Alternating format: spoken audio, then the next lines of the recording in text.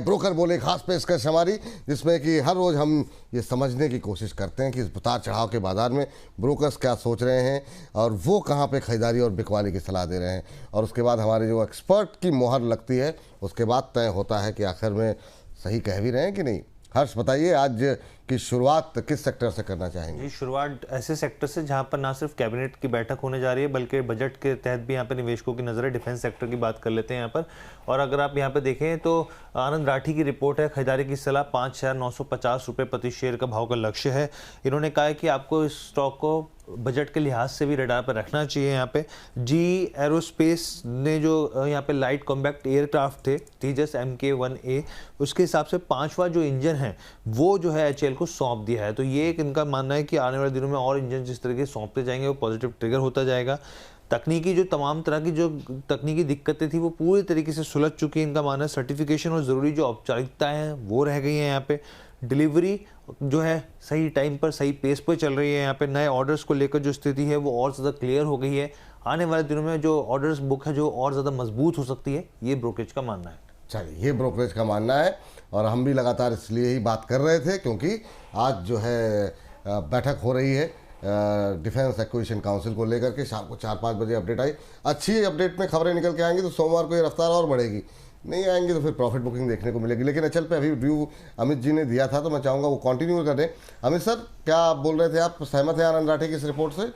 Yes sir, सहमत हूँ।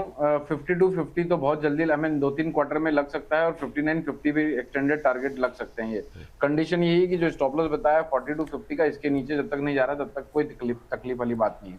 42-50 जाता है तो हो सकता है सर और तो थोड़ा फॉल देखने को मिले 4,000 रुपए तक का, तो इसलिए 42-50 के नीचे का स्टॉप लॉस मेंटेन करके सारे टारगेट्स के लिए होल्ड कर सकते हैं। अगर ये स्टॉप लॉस हो जाते हैं तो वापस से 4,000 रुपए के आसपास री एंट्री प्लान कर सकते हैं। ओवरऑल स्ट्रक्चर फंडामेंटल टेक्निकल अच्छा है। ठीक सर, इस बीच जुए वाली शायरी जो है वो कुछ हमारे एक दर्शक ने भेजी थी। संजय कुमार धीर जी बड़ी गंभीर हो गए हैं। उन्होंने लिखा है, विपुल जी, अमित जी, अम्बाला बहन को सुप्रभात। कहते हैं, भाई कहते हैं कि जुए में हार जाते तो शांति से सो जाते। नहीं, शांति से नहीं सोते, हानि का बहाना बनाते, मद्यपान करने का अवसर ढूंढते, अपशब्द बोलते, दूसरों को सुनाते, तब सो पाते। इतना गंभीर मत लीजिए शेरो शायरी को, गुरुदेव, है ना। उन्होंने भी रस लिया, आप भी मतलब आनंद लीजिए, इसमें इतना प्रेशर मत लीजिए। बाजार में वैसे ही बहुत प्रेशर बना रखा है। हर्ष के पास चलते हैं। हर्ष, देखते हैं कि कहाँ पे अगला शेयर ढूंढ के लेके आए। हर्ष बताइए। जी, सुजलॉन की बात कर लेते हैं। यहाँ पे दूसरा स्टॉक जो है वो सुजलॉन पर है और वेंचर सिक्योरिटीज़ की रिपोर्ट आई है, होल्ड की सलाह दी है और 56 रुपये प्रति शेयर का यहाँ पे टारगेट दिया है।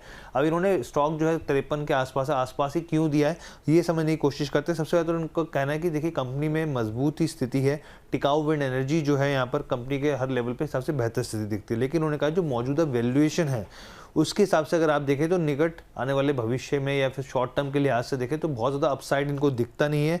गुंजाइश तेज़ी की कम ही मान के चल रहे हैं।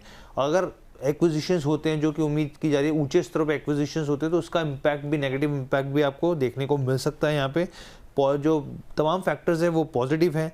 FY26 के लिए इनका कहना है ऑपरेशन एंड मेंटेनेंस बिजनेस जो है उसमें ग्रोथ देखने को मिल सकती है। यहाँ पे मैन्युफैक्चरिंग बिजनेस जो है कैपिटल इंटेंसिव है काफ़ी ज़्यादा, वर्किंग कैपिटल को लेकर थोड़ा दबाव देखने को मिल सकता है यहाँ पर।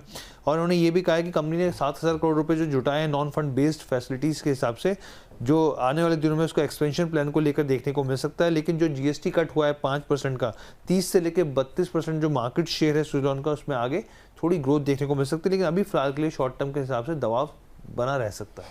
चलिए ठीक है, अभी दबाव देखने को मिल सकता है। मैम, आपने HL पे कोई राय दी थी क्या? नहीं, पता नहीं। मैं हमारी ममता जी हैं सुजलॉन पे, तो आपका व्यू लेना है मुझे। वो कह रही हैं कि HL में स्टॉप लॉस 2450, मेरे पास 15 शेयर हैं 4775 पे, मैं तो बर्बाद हो जाऊंगी। मैम से स्टॉप लॉस बोलने में कोई गलती हो गई है। 4200 अच्छा, ओहो, कह रहे मैं तो बर्बाद हो जाऊंगी। मैम से स्टॉप लॉस बोलने में सर से लग रहा है कोई गलती हुई है।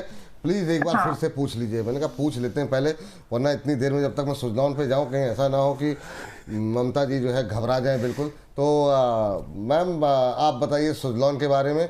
मुझे लगता है ममता जी थोड़ी सी आपकी घबराहट, दिल की धड़कनें सामान्य हो गई होंगी अब। Yes ma'am. ओके, डरिए मत।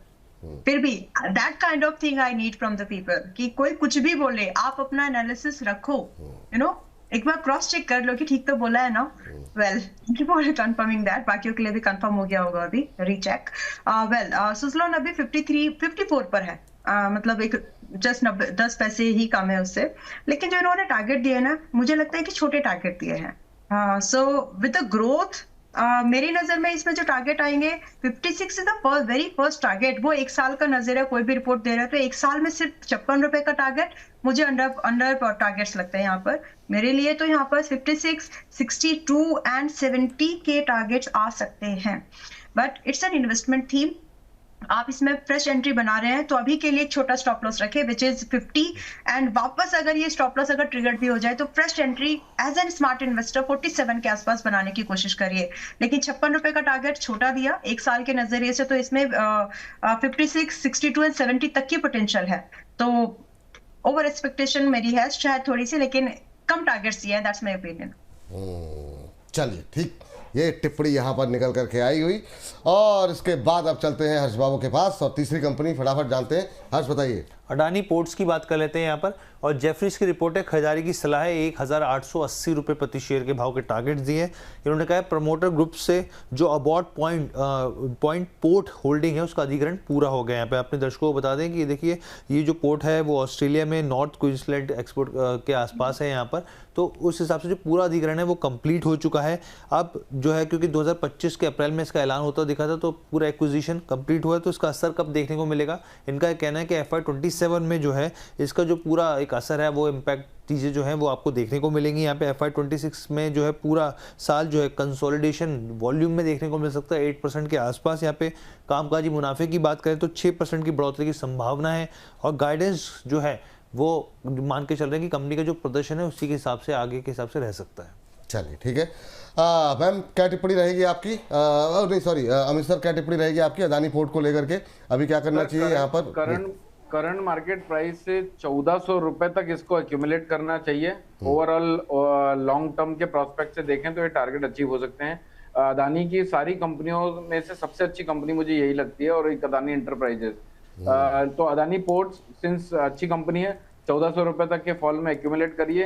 ये टारगेट 1880 के अचीवेबल हो सकते हैं, और हो सकता है सर 2000 के पार भी निकलता हुआ नजर आए आने वाले 1-2 सालों में। ठीक, ये बात यहाँ जी निकल के आई है। लास्ट काउंटर के लिए जो है हर्ष के पास चलते हैं। हर्ष बताइए जी। सन फार्मा की बात कर लेते हैं, लास्ट काउंटर है हमारा, और अगर देखें तो कोटक इंस्टीट्यूशनल इक्विटीज़ की रिपोर्ट है, खरीदारी की सलाह 1975 रुपये प्रति शेयर के भाव के टारगेट्स दिए हैं। इन्होंने कहा है कि यूएस मेडिसिन के जो पायलट प्रोग्राम है उससे स्पेशलिटी जो पोर्टफोलियो है उसके ऊपर असर जो है वो देखने को मिल सकता है। यहाँ पे जो ग्लोब प्रोग्राम है पूरा, और इल्यूमिया इंजेक्शन जो कंपनी का है बेसिकली सन फार्मा का जो है, उसकी दवा को जो है उसका प्रभाव यहाँ पर देखने को मिल सकता है यहाँ पे। और अमेरिका की तरफ से जो है प्राइसिंग जो है वो नई लागू होती दिख सकती है, जिसका असर अर्निंग पर शेयर पे देखने को मिलेगा। अगर बहुत ज़्यादा ख़राब स्थिति भी मानी जाए तो अर्निंग जो पर शेयर है वो लो डबल डिजिट में रह सकता है यहाँ पे। अक्टूबर 2026 से ये जो है 5 साल की जो पूरा प्रोसेस है वो शुरू हो रहा है। यहाँ पे यूएस डील की अगर संभावना होती है तो एक पॉजिटिव ट्रिगर होगा, लेकिन अर्निंग पर शेयर में बहुत ही सीमित दायरे में देखने को स्थिति मिल सकती है। चलिए मैम, सन फार्मा 1975 के टारगेट दिए गए हैं, यहाँ से मौजूदा लेवल से करीब 250 के आसपास ऊपर जो है टारगेट दिए गए। आपकी टिप्पणी क्या रहेगी? मेरा व्यू तो ये है कि पहले यहाँ के मौजूदा भाव से I agree with the target first of all, लेकिन खरीदना अभी नहीं चाहिए।